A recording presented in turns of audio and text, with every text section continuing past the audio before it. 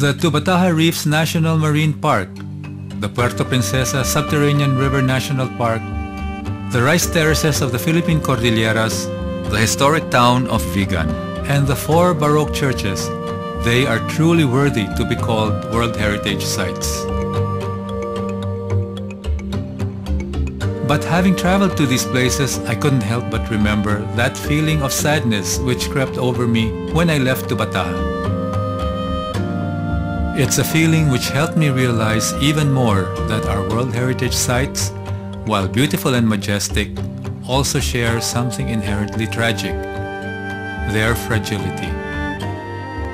To counteract this, Ambassador Preciosa Soliven of the UNESCO National Commission of the Philippines couldn't have put it more clearly. Sites, but we are losing it because time ravages things, weather. So, what needs to be done in order to safeguard our World Heritage Sites from the ravages of time, both natural and man-made? We had to bring back the sense of pride of the people. When we attack the problem, we rely on foreign donors at present. I posed this question to several key people in the course of my journey. But before I share some of their answers with you, I'd first like to show you how certain basic problems have affected our World Heritage properties.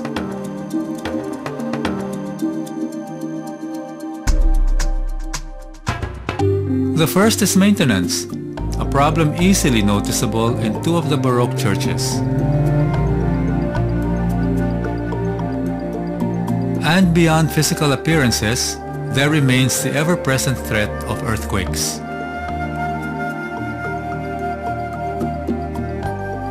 In Vigan, some houses are also in dire need of repairs, if not outright conservation.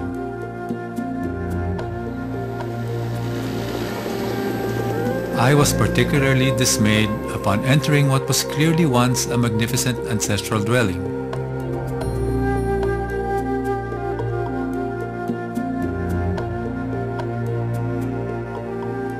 But the problem of maintenance acquires even greater significance when it affects a site like the rice terraces.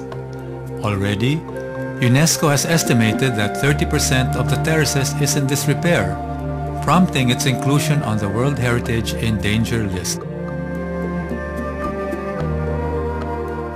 At present, the rice terraces is the only Philippine World Heritage Site on this list. Then, there is the matter of security. Tubataha Reefs, for example, is still quite vulnerable in this regard.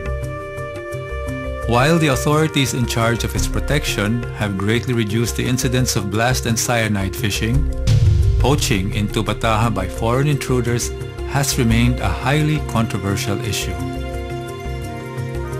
I was glad to learn, however, that local officials have remained conscious about these problems and are taking appropriate steps to maintain the integrity of these sites. But above all, it was heartening to note that these measures have taken into account the needs and cooperation of the people living in and around these sites. We had to bring back the sense of pride of the people. So we had to find some common ground for them to feel good about their place. So it's easier to make them cooperate with you. What we did was, of course, first to put things right by coming up with legislations on conservation. Of course, we had to bring in some economic activity so that if they do fix up their houses, they would have some money also to maintain it. when we attack the problem, we have to think in terms of not just the physical problem, but more importantly, I think the socio-cultural foundations of the rice terraces. That is why while we are trying to get funding for the repairs of the irrigation systems, the restoration of the collapsed walls, one of the more important activities also under this program is how to promote the appreciation of culture even among the Ifogaos. Despite some measure of success, local executives as well as other groups directly involved in maintaining these sites clearly need outside help. We rely on foreign donors at present, and until 2004, we will have grant money from the UNDP and GF project. But after that, if you don't have the funds to maintain these patrol boats, upgrade your facilities, then that will be a problem. I was glad to learn that most of our World Heritage sites were already receiving much needed help from various government agencies. Although the main responsibility for the churches belongs to the NCCA, we actually work in consortium with the National Historical Institute and the National Museum. For World Heritage sites, NCCA, being the representative of the state party, the Republic, will have to subsidize as much as possible the restoration effort within its means, of course.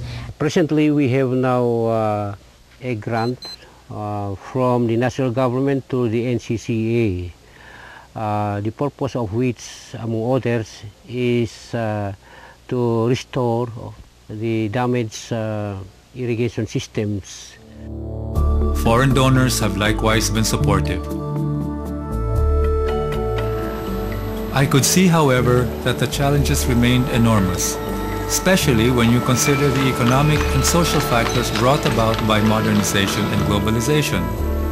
These have clearly affected our World Heritage sites, but none more so than the rice terraces.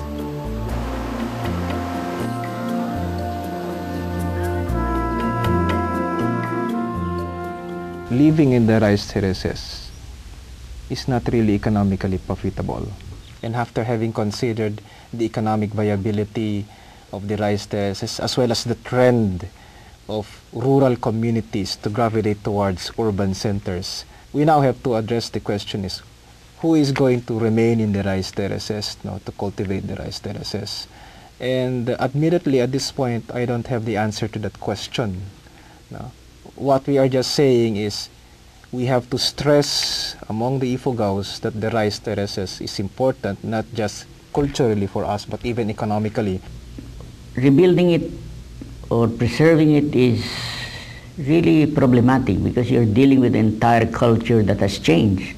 When Christianity went into the Cordilleras, the religion was hit.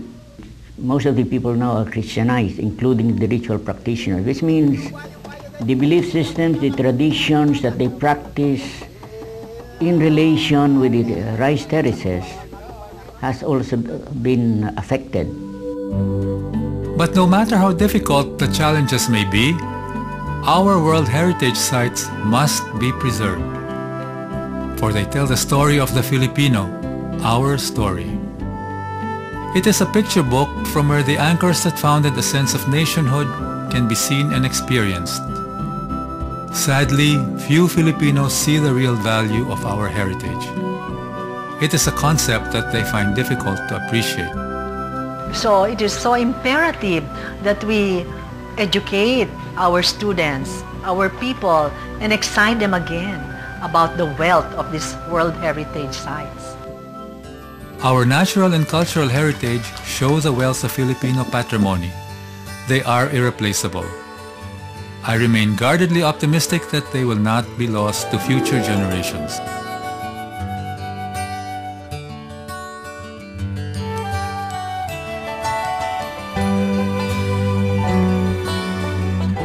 In the end, these sites do not only celebrate our identity as a people. Above all, they celebrate our humanity.